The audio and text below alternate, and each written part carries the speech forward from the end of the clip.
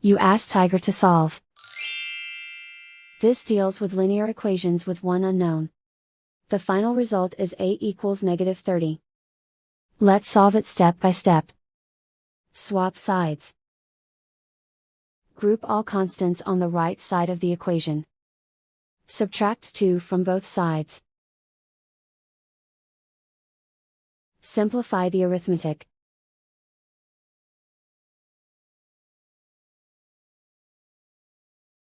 Isolate the a.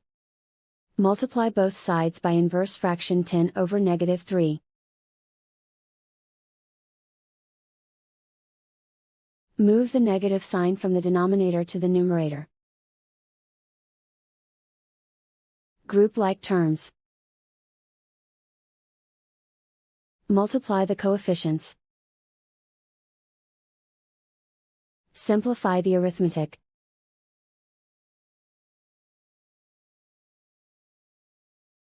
Move the negative sign from the denominator to the numerator.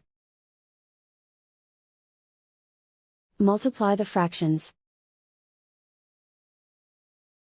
Simplify the arithmetic. And so the final result is a equals -30.